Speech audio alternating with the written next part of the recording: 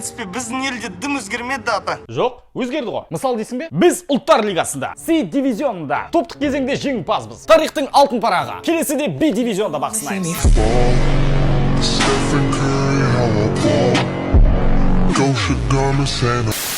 Бұл бізге не береді? Әрине, репутация, бедел, ұпай, біз жайында өзге пікірлер. Ол түсінікті. Ең бастысы, біз Еуро 2024-ке жақын тұрмыз. Қай атаң мұндайды көрген? Ата көріп отырсың ба? Топтағы 5-ші ойында аяқтадық. Беларуське қарсы тарихта 7-ші мәрте ойнап, оларды алғаш рет жеңдік. Ұлттар лигасындағы өзара 4-ші кездесуіміз. Мундиалға іріктеуде 2 рет ойнағанбыз. Жолдас кездесу тағы бар. Қысқасы, кеше Беларуське шабуыл қай жақтан басталғандығын көрсеттік. А я сейчас вам покажу, откуда на Беларусь готовилось нападение. Топтағы барлық ойында осылайша есепті бірінші болып ашып отырмыз. Кеше Габышев мұны жасады. Оразовтың басын айт. Ғажап. Әрекеттің түбі берекет, әрекет. Тараз басын бірінші таймның соңында олар теңестірді. Савицкий авторы. Қалған әңгімелер маған ұнамайтын. Нүкте қойған ойынға Зайнутдинов абатта прессингке атсалысты. Тартам, бірақ бұл жіберем, құлақтарғаны жіберем. Бұл Баханың ұлттық құрама сапындағы 10-шы голы 24-ші ойынында. Балтиев рекордын қайталауға 3 қана гол қалыпты. Қазірден легенда. Ойын соңында тағы берген қызыл ал. Келесі ойынға қатыспайды. Көп сөздің қажет жоқ сияқты. Сонымен Қазақстан бұл ұлттар лигасында 5 ойын 4 жеңіс 1 тең ойын. Доп айырмашылығы 8-3. Топтан уақытынан бұрын шықты.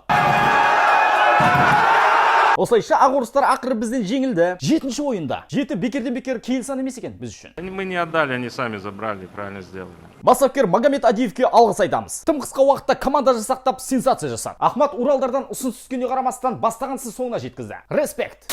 Кешегі тарихи ойында стадионнан 29.637 жанкүйер тамашалаған. Бұл ұлттық құрама ойындарындағы рекорд. Осыған дейінгі рекорд Ресейге қарсы ойында болған еді. Ол кезде 29.582 адам жиналды. Жанкүйерлерге респект. Аман болыңыз. Аман бол халқым. Енді Әзербайжанға қарсы соңғы ойын ештеңе шешпейді. Ал бізді B тобында қандай құрамалар күтіп тұр? Украина, Шотландия, Монтенегро, Финляндия, Айсленд, Албания, Сербия, Швеция секілді елдер. Солармен күш сынаймыз.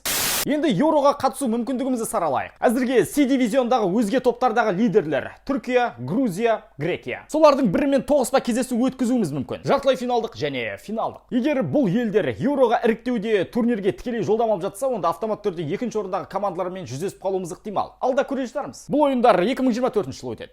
Бүгінге болса, жеңіс құтты болсын. Пікірлерін жазыңдар. Еуроға қатысу мүмкіндігіміз қанша? Оған да қалдар. Келесі кездескенше. Сау.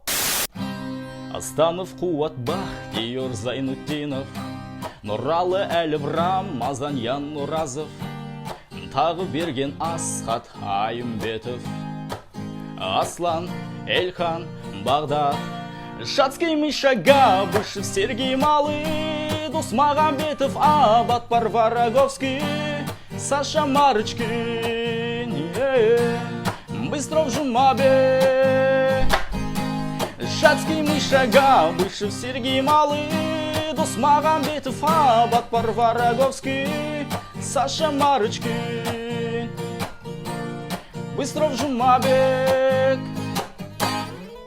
Кел бері, қолыңды созмаған еңбектен тербеле. Билесін өзгелер бұл бетпен сөз берем. Ақталат маңдай тетерлеткен еңбектеп.